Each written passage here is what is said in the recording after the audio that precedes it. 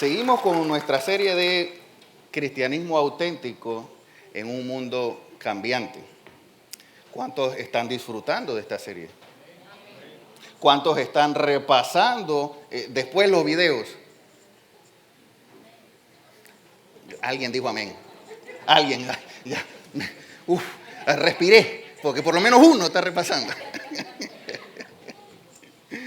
Ok, hoy vamos a seguir con nuestra serie. De hecho, este es el segundo bloque de esta serie. Recuerden que la dividimos en dos bloques.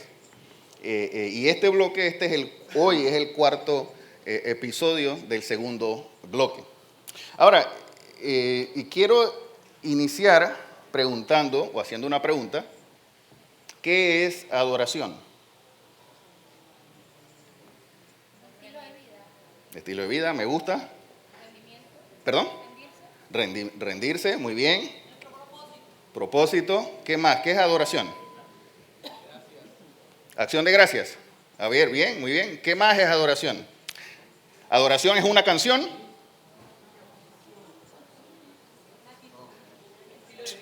Estilo de vida. O sea que, digamos que si yo digo que esta canción es de adoración, ¿qué tiene esa canción? Me gusta, está hecho para exaltar. Muy bien, muy bien. Miren, encontré, estudiando para el mensaje de hoy, encontré en un diccionario bíblico, fíjense esta definición de adoración. Dice, actitud o intención interna del corazón del hombre que expresa, miren lo que dice, que expresa ¿qué? Reverencia y honor a Dios. La cual implica, fíjense lo que implica, ¿cómo? Obediencia, servicio, rendición. ¿Alguien dijo rendición por aquí? ¿No?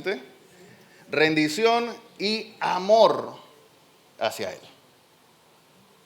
O sea que la adoración es más que cantar una canción, es más que, pues, una postura. A veces pensamos que es una postura, y no, es más que eso. Cantar una canción, así como lo hacemos aquí, es parte de la adoración. De hecho, ahora vamos a hablar un poquito más adelante de eso. Pero la adoración al Señor es una actitud, es un estilo de vida, alguien decía, muy bien. Es mi actitud de rendición, sometimiento, es mi intención interna de agradarle. Eso es adoración. Y fíjense que seguía estudiando el tema de adoración y un comentarista hacía esta acotación. Fíjense esto, que lo voy a leer textual. Dice, cuanto más amplio sea el conocimiento escritural, o sea, de la palabra, cuanto más amplio sea el conocimiento escritural y experimental de Dios, tanto más profunda será la adoración del cristiano. Fíjense eso. Entre más yo conozco de Dios, entre más profundizo en su palabra, entre más profundizo en mi experiencia con Él, más profunda será mi adoración a Él. Y aquí pareciera entonces que hay dos cosas. Hay conocimiento, pero también hay experiencia con Él. Y entre más amplio sea ese tiempo de aprendizaje, ese tiempo de experiencia con Dios, más profunda va a ser mi adoración hacia Él. Más profunda va a ser mi rendición hacia Él. Fíjense, les pongo un ejemplo. Mi hijo César y yo nos gusta ver carros deportivos. Bueno, por ahora solo los vemos en fotos. Y él me enseña, de que mira este carro, wow, yo digo, oh, mira este carro. A él le gustan los Bugatti. Le gustan los Bugatti, está bien. Y él me enseña con frecuencia, mira este Bugatti, mira esto y lo otro. Ahora bien, imagínense que mañana usted despierta y que le regalan un Bugatti. Díganme algo, ¿ustedes podrán aprovechar ese Bugatti sin antes leer cómo funciona ese Bugatti? Ustedes podrán sacarle el máximo provecho a ese Bugatti sin que puedan por lo menos saber, conocer del carro, ver el manual, aprender de YouTube y experimentar, manejarlo. No. La única manera de profundizar en nuestra adoración a Dios es conociéndole y experimentándole. ¿Ok? Por eso el apóstol Pedro en su segunda carta, capítulo 3, decía, mientras que viene la venida de Cristo, mientras que se acerca, mientras que Él está ya próximo a venir, dice, crezcan en la gracia y el conocimiento. Crezcan, dice, manténganse alertas y crezcan en gracia y en conocimiento. Y crecer en gracia y conocimiento es eso, es en la experiencia que yo tengo con Él y en el conocimiento que tengo de Él. No puede ser una cosa separada de la otra, tienen que ser juntas. Probablemente si yo experimento, como les ponía el ejemplo, ese Bugatti y salgo a la calle, probablemente voy a saber acelerar y voy a saber frenar, es probable. Pero no se va a bastar solo en experiencia, tiene que ser conocimiento también. Y eso es adoración. Es tener una experiencia y un conocimiento lo más amplio y lo más profundo que podamos, de tal manera que no sea fácil, que no sea habitual rendirnos y dar reverencia, honor y obediencia a Él. ¿Me siguen, verdad? Ahora bien, la adoración la podemos expresar con nuestra actitud y, como le dije, a veces cantando, orando y de varias maneras, y la podemos expresar de manera individual o también de manera colectiva, ¿verdad que sí? Podemos adorar al Señor mientras estamos disfrutando de un tranque en la calle, ¿verdad que sí? Dije disfrutando porque, bueno, no nos queda de otra. Pero también podemos adorar aquí con mis hermanos en la iglesia. Para eso estamos aquí. De hecho, para eso venimos todas las semanas. La palabra dice, mirad cuán bueno y cuán delicioso es habitar los hermanos juntos en armonía. El mismo Jesús dijo, donde hay 2 o 3 reunidos en mi nombre, yo voy a estar ahí en medio. Y hay un sinnúmero de salmos que dicen, venid, aclamémosle a Él, adorémosle al Señor. Y eso hacemos aquí. Cada domingo cuando venimos a la casa del Señor, cuando venimos a la iglesia, venimos para 3 cosas. Venimos para rendir adoración a Dios, ¿verdad? Venimos para escuchar su palabra, su instrucción, y venimos para compartir con mis hermanos, para tener esa comunión con mis hermanos. Por eso es importante que vengamos a la iglesia. Es imposible ser cristiano efectivo ermitaño. Y a veces escucho a personas, no, yo los veo ahí de vez en cuando, yo los veo en YouTube.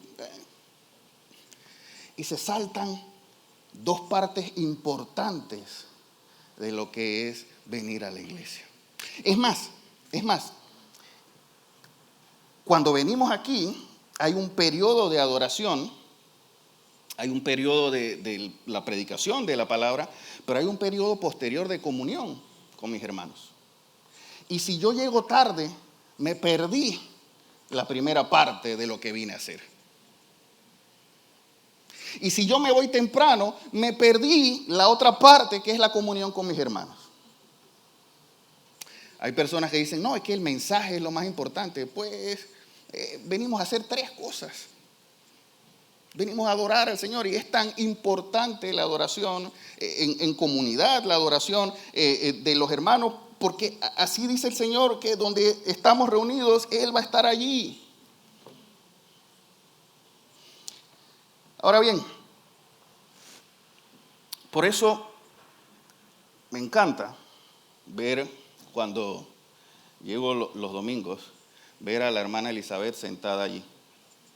En serio, me encanta ver a la hermana Elizabeth allí, cuando yo vengo. Ustedes saben que llega a las 8 de la mañana. Y mientras los músicos están practicando, están ensayando, ella allí ya está empezando su periodo de adoración. O sea que los domingos ella adora como unas 3 o 4 veces más que nosotros.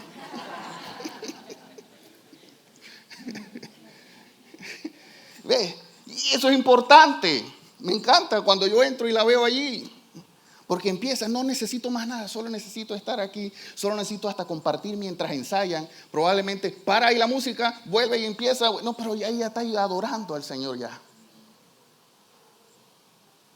Y eso es parte de la adoración al Señor. Y a veces menospreciamos un poco lo que es la adoración al Señor. Ahora bien, teniendo pues en cuenta la importancia de lo que es la adoración en comunidad o la adoración colectiva, el apóstol Pablo en 1 Corintios capítulo 11 aborda 2 factores que afectan nuestra adoración, afectan nuestra comunidad, nuestra convivencia y por ende nuestra adoración. Y eso está en capítulo 11, como les dije, que es lo que vamos a analizar el día de hoy, capítulo 11 de 1 Corintios. Y vamos a ver entonces los factores que afectan nuestra adoración. Y en este pasaje el apóstol Pablo aborda 2, como les dije. Vamos a leerlo. Vamos a ir a nuestro pasaje central, 1 Corintios, capítulo 11, versículo del 3 al 16. Dice así: ahora bien, quiero que entiendan que Cristo es la cabeza de todo hombre, mientras que el hombre es cabeza de la mujer y Dios es cabeza de Cristo. ¿Alguna pregunta hasta aquí? Sí, yo sé que iba a haber silencio en esta parte. Yo lo sabía. Dice, quiero que entiendan esto. Le está escribiendo a la iglesia en Corinto y le está diciendo, por favor, entiendan este principio, entiendan este concepto. Y dice, Cristo es cabeza de todo hombre, mientras que el hombre es cabeza de la mujer y Dios es cabeza de Cristo. Hay un orden, ¿ok? Dice el versículo 4, todo hombre que ora o profetiza con la cabeza cubierta deshonra al que es su cabeza. Ahora les explico un poco de esto. En cambio, toda mujer que ora o profetiza con la cabeza descubierta deshonra al que es su cabeza. Es como si estuviera rasurada. Si la mujer no se cubre la cabeza, que se corte también el cabello. Pero si es vergonzoso para la mujer tener el pelo corto o la cabeza rasurada, que se la cubra. Versículo 7. El hombre no debe cubrirse la cabeza, ya que él es la imagen y gloria de Dios, mientras que la mujer es la gloria del hombre. Miren lo que dice el versículo 8.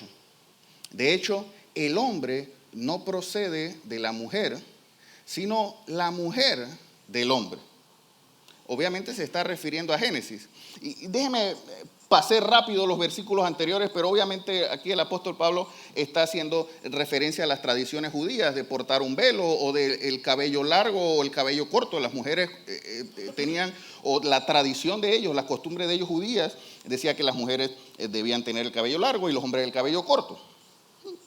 Es básicamente su manera de comportarse dentro de la iglesia. Es como la forma de vestirse y la forma con decoro de venir a la iglesia. Por ejemplo, si yo vengo aquí en vestido de baño a la iglesia, pero ustedes ¿por qué se ríen? Oye, pero ¿qué pasó? Yo sé, me van a llamar a la policía, yo sé. Pero eso no es la forma decorosa de venir a la iglesia, ¿verdad que sí? Bueno, para ellos esa era su costumbre.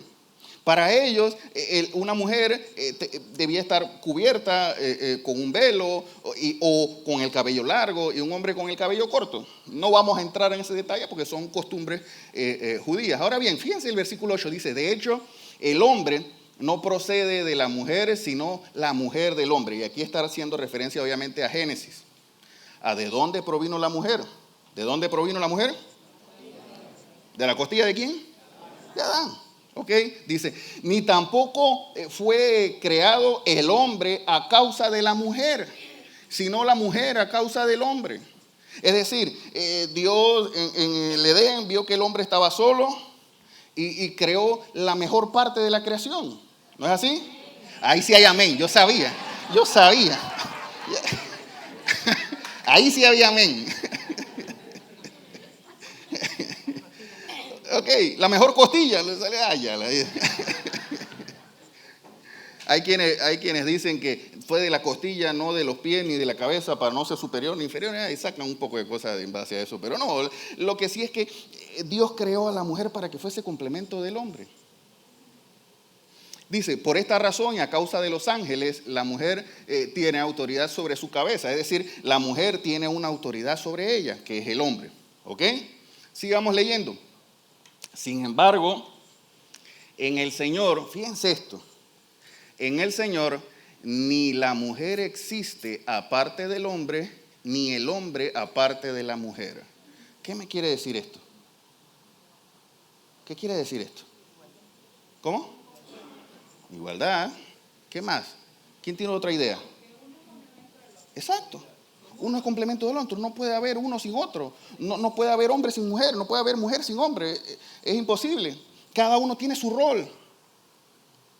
Y cuando entendemos cada uno, tanto hombres como mujeres, el rol que debemos desempeñar, tanto en nuestras familias, como en la sociedad, como en la iglesia, como en todos lados, hay una sincronización perfecta como lo diseñó Dios. Pero vamos a seguir leyendo. Porque así como la mujer procede del hombre, también el hombre nace de la mujer. Pero todo proviene de Dios. ¿Ven allí la interdependencia uno del otro? ¿Qué me quiere decir esto? No es que uno es superior al otro. No es que uno es inferior al otro. No es que uno es más importante o menos importante o primero o segundo. No. Hay una cabeza, un orden establecido, pero ambos, entendiendo su rol, juegan un papel fundamental de sincronización, de sinergia, de armonía para la familia, la sociedad, la iglesia y todos los ámbitos de la vida. Dice el versículo 13, vuelve acá a hablar de las costumbres judías, dice, juzguen ustedes mismos, ¿es apropiado que la mujer ore a Dios sin cubrirse la cabeza? ¿No les enseña el mismo orden natural de las cosas que es una vergüenza para el hombre dejarse crecer el cabello, mientras que es una gloria para la mujer llevar cabello largo? Es que a ella se le ha dado su cabellera como velo. Si alguien insiste en discutir este asunto, fíjense que este versículo es clave porque explica lo que les acabo de decir. Si alguien insiste en discutir este asunto, tenga en cuenta que nosotros no tenemos otra costumbre. ¿Se acuerdan que les hablé de costumbre? La costumbre judía dice, nosotros no tenemos otra costumbre, ni tampoco las iglesias. Ahora bien, entendiendo esto que les acabo de explicar, aquí el apóstol Pablo entonces nos da un primer principio, una primera instrucción. Parece que esto se me fue.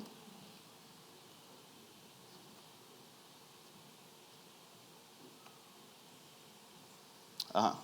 Y es un factor o el primer factor que influye o que afecta nuestra adoración es falta de orden. Es no entender este concepto de orden establecido por Dios. Cuando no entendemos este orden, empezamos a trastabillar en nuestros roles. Y fíjense algo, lastimosamente, nuestra sociedad cada vez más evidente y cada vez con más fuerza intenta destruir ese orden. El mundo actual en el que vivimos pareciera que ha puesto a la mujer en contra del hombre o al hombre en contra de la mujer. Y vemos entonces hombres machistas que creen que la mujer es inferior y creen que la mujer es sirvienta y creen que la mujer hay que menospreciarla, y no es así. Y por el otro lado encontramos mujeres feministas que quieren ocupar, pareciera, el rol del hombre de ser cabeza, y se forma una pelea como de quién tiene la razón, o quién tiene prioridad, o quién es primero, o quién es la cabeza. Y eso afecta a nuestra adoración a Dios. Porque lo que nos está diciendo aquí el texto es, hay un orden específico para nuestra familia. Hay Dios cabeza de Cristo, Cristo cabeza del hombre, el hombre cabeza de la mujer. Y entendiendo su rol, logran desempeñar ese papel primordial que Dios estableció. Pero cuando tenemos esas disputas entre hombre y mujer, o bien por el otro lado, que cada vez está más de moda, cuando nos quieren apretar para aceptar que familia también es hombre con hombre, mujer con mujer, y eso no es el orden de Dios. No es el orden de Dios. Aquí está, lo acabamos de leer. El orden de Dios es Dios cabeza de Cristo, Cristo cabeza del hombre y el hombre cabeza de la mujer. Y debemos entender eso para tener una adoración profunda al Señor, para poder que podamos con libertad tener una adoración plena. Tenemos que entender nuestro rol como hombres, como mujeres, dentro de la familia, dentro de la iglesia y dentro de la sociedad. ¿Me siguen? Fíjense, sin embargo, este es el primer punto, porque el apóstol Pablo da una segunda alerta.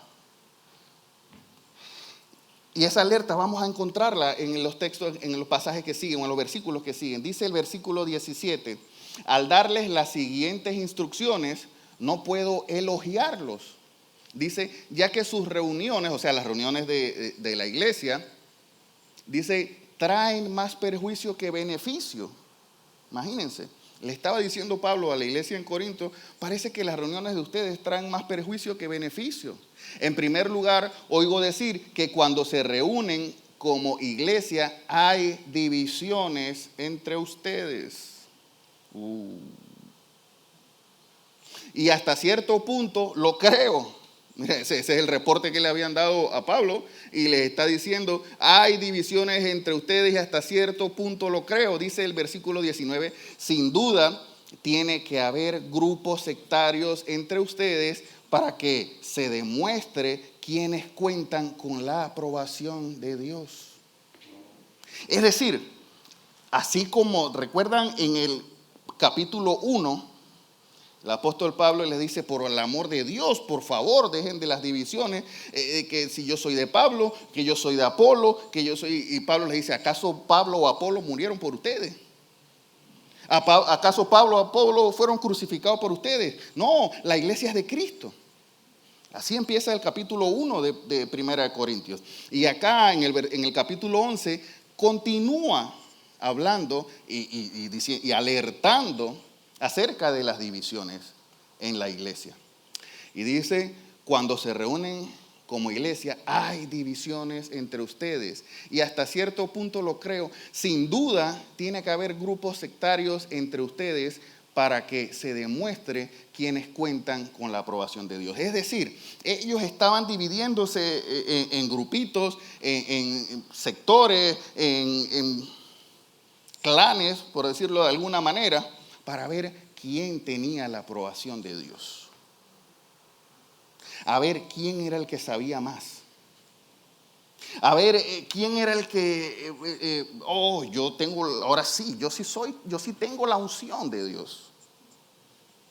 Y se peleaban en eso, como si Dios nos mandara a dividirnos y a pelearnos a ver quién tiene aprobación y quién no, y quién es mejor y quién es peor. No. Y aquí el apóstol Pablo es firme con esto. Tiene que haber grupos sectarios entre ustedes para que se demuestre quiénes cuentan con la aprobación de Dios. De hecho, cuando se reúnen, ya no es para comer la cena del Señor. Y es que la tradición también en la iglesia del primer siglo se reunían. Hoy en día la Santa Cena la celebramos de una manera un poco más práctica. Pero en ese entonces se reunían a cenar literalmente. Y había partimiento de pan literalmente. Y dice, de hecho, cuando se reúnen, ya no es para comer la cena del Señor, versículo 21, porque dice, cada uno se adelanta a comer su propia cena. De manera que unos se quedan con hambre mientras otros se emborrachan. Es decir, desinterés. No solo división, no solo sectarismo, sino desinterés de mi hermano que está al lado. Y aquí el apóstol Pablo casi está diciendo, ¿cómo pueden hacer esto? ¿Cómo pueden ver a alguien con hambre al lado? Y ustedes dándose un banquete porque este es mi clan, mi grupo, mi división. No, dice, ¿acaso no tienen casa donde comer y beber? O sea, es decir, ¿quieren comer y beber juntos? Háganlo en su casa.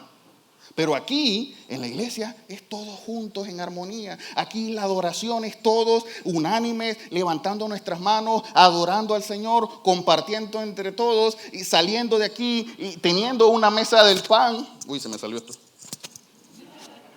Me emocioné mucho cuando dije mesa del pan, ¿se dieron cuenta? No sé por qué sucedió esto. Bueno, okay. Teniendo una comunión allí. Es que esto es iglesia, esto es adoración. Y aquí nos está alertando. Dice, no puede haber divisiones entre ustedes. No puede haber sectarismos entre ustedes. No puede haber desconexión o desinterés de mi hermano que está al lado. Dice, ¿acaso no tienen donde comer y beber, casas donde comer y beber? ¿O es que menosprecian a la iglesia de Dios y quieren avergonzar a los que no tienen nada? Y aquí había una división evidente, una división de clases.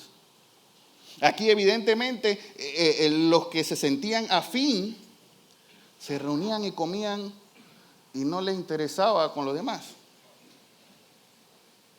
Y yo sé que eso realmente no es que sucede aquí. Realmente a mí me encanta y me alegra ver cómo todos nos saludamos, cómo todos salimos y compartimos aquí. Por eso me emocioné cuando dije mesa del pan. Y por eso hay un espacio allí para que eso lo hagamos. Y es un espacio intencional. Y si hay comida, mucho mejor. Pero todo esto es parte de la adoración al Señor. Y esto nos alerta en algo. Dice, ¿qué les diré? ¿Voy a elogiarlos por eso? ¿Voy a elogiarlos por esa conducta de división que tienen? ¿Voy a elogiarlos por eso de que yo me importa yo y mi grupito y más nadie? No. ¿Perdón? Mis frenes, como dice Iris. Mis frenes nada más y los demás no. No, dice, claro que no. Y fíjense lo que sigue diciendo el versículo 23. Yo, dice Pablo, recibí del Señor lo mismo que les transmití a ustedes. Que el Señor Jesús, la noche en que fue traicionado, tomó pan y después de dar gracias lo partió y dijo, este pan es mi cuerpo que por ustedes entrego. Hagan esto en memoria de mí. ¿Les suena familiar esto? Ese es el motivo de compartir, de celebrar la cena del Señor. Dice, hagan esto en memoria de mí. De la misma manera, después de cenar, tomó la copa y dijo, esta copa es el nuevo pacto en mi sangre. Hagan esto cada vez que la beban de ella en memoria de mí. Porque cada vez que coman de este pan y beban de esta copa, proclaman la muerte del Señor hasta que Él venga. Es decir, cuando nos reunimos aquí y celebramos la cena del Señor, es compartir, es celebrar su sacrificio. Es saber que estoy conmemorando que Él entregó su cuerpo y que a través de su sangre tenemos un nuevo pacto, tenemos salvación. Eso es adoración. Eso es adoración. Cualquier cosa que divida esa comunión, esa armonía, esa adoración en comunidad, debemos evitarlo.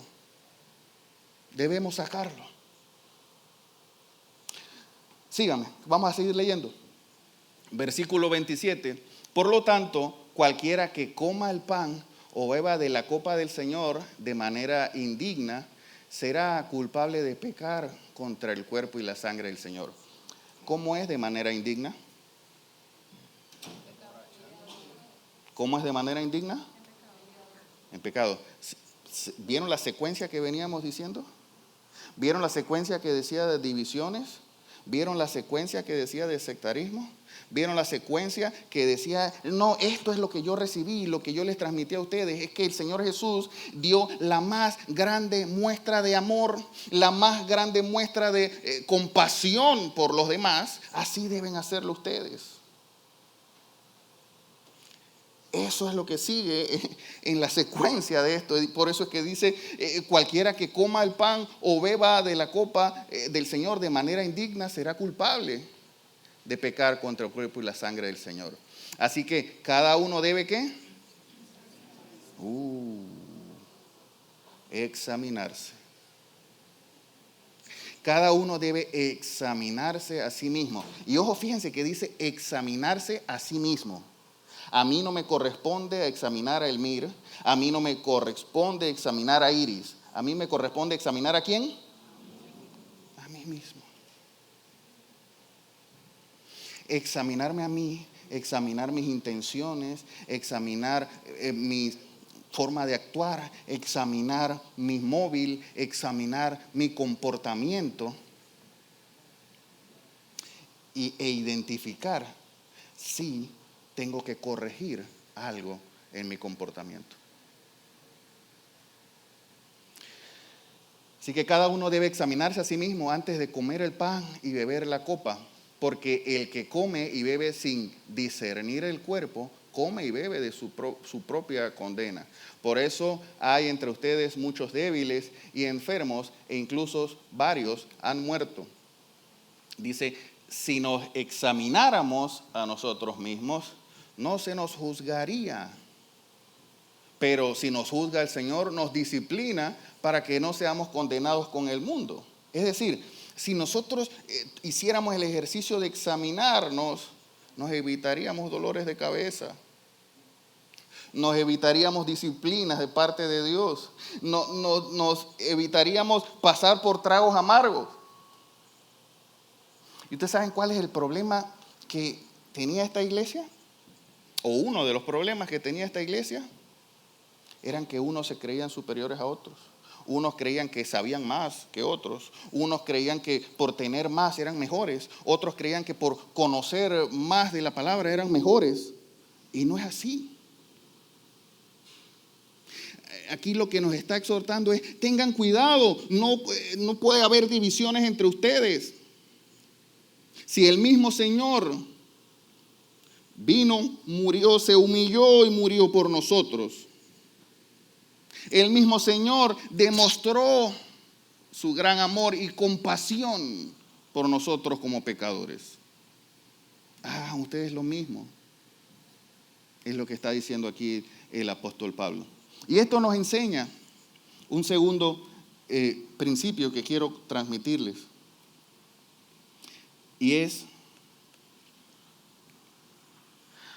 un factor que afecta nuestra adoración, es las divisiones y sectarismos. Un factor que influye negativamente y que corta nuestra adoración en comunidad, adoración colectiva al Señor, es pensar que soy mejor que mi hermano. Es pensar que yo tengo ¿cómo fue que dijiste, Iris? Mis frenes solamente, y yo vengo a parquear con mis frenes y no me interesan los demás. Y eso no es lo que está diciendo aquí la palabra. Aquí la palabra lo que nos está exhortando es: corten con las divisiones, corten los sectarismos, corten esa tendencia de considerarme mejor que otra persona. Fíjense,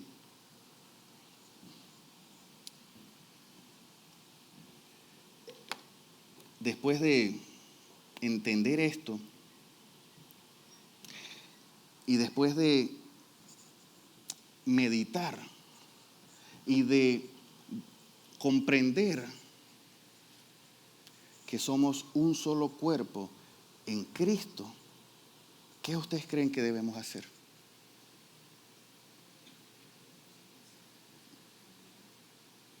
Amar a mi prójimo. Es que aquí la base de esto es el amor. Mismo Jesús lo dijo. ¿Cuáles son los dos mandamientos? Lo primero y el segundo. Amarás al Señor tu Dios y amarás a tu prójimo como a ti mismo. Como a mí mismo. Y con ese se cumplen todos, los 600 y tantos que había en ese entonces. Es que si yo amo a Dios, quiero agradarle. Si yo amo a Dios, entiendo que hay un orden. Si yo amo a Dios, le rindo adoración. Y si yo amo a mi hermano, no voy a tener división con él. Si yo amo a mi hermano, me voy a preocupar por él. Fíjense algo. Este pasaje, en el versículo 31, dice: si nos examinamos a nosotros mismos, no se nos juzgaría. Pero si nos juzga el Señor, nos disciplina para que no seamos condenados con el mundo.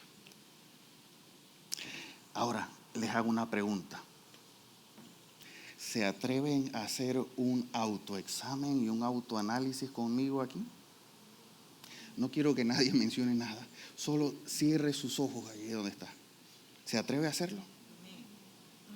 ¿Qué tal si nos examinamos nosotros mismos hoy? ¿Qué tal si miramos en nuestro interior?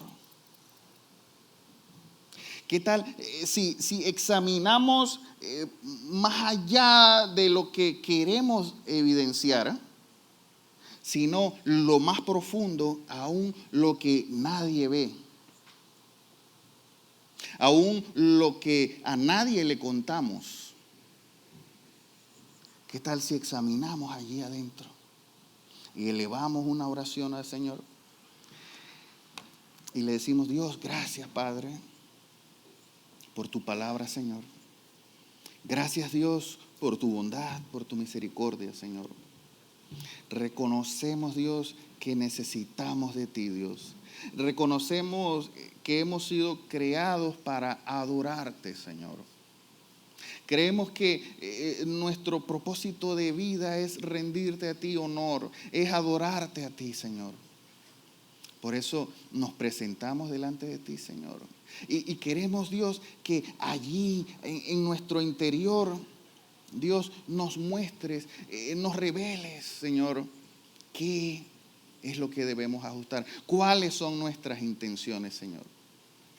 Padre, porque necesitamos entender que hay un orden establecido por ti. Necesitamos entender que tú eres un Dios de orden, un Dios que nos creaste con un propósito perfecto, con un rol perfecto para nuestra familia, nuestra sociedad y nuestro mundo, Señor. Y debemos entender, Dios, que debemos amarte a ti sobre todas las cosas y a nuestro prójimo como a nosotros mismos. Padre, por eso ayúdanos, Dios, a eliminar divisiones. Ayúdanos, Dios, a eliminar aún las cosas o los detalles que hacen que nos dividamos, Señor. Y llénanos, Padre, de tu amor. Llénanos, Señor, de ese amor y de esa paz que sobrepasa todo entendimiento, Señor. Llénanos, Dios, de tu comprensión y de tu compasión, Padre, para que podamos ser uno en ti, Dios. Así como tú dijiste, Padre, que en esto conocerán que son tus discípulos, en que se amen los unos a los otros, en que sean uno en ti, como tú eres uno en el Padre, Señor. Padre, por eso acudimos a ti, Señor, reconociendo, Dios, que no podemos solos, que no es por nuestras fuerzas, sino con tu Santo Espíritu, y que es a través de tu sangre preciosa. Padre, danos las fuerzas, danos la valentía, danos el coraje para hacer lo correcto delante de ti y para agradarte a ti, Señor. Te damos a ti, Señor, toda gloria, toda honra y toda alabanza. A ti, el único y sabio Dios, inmortal e invencible, damos honor y gloria por los siglos de los siglos. Gracias, Padre. En el nombre de Jesús. Amén.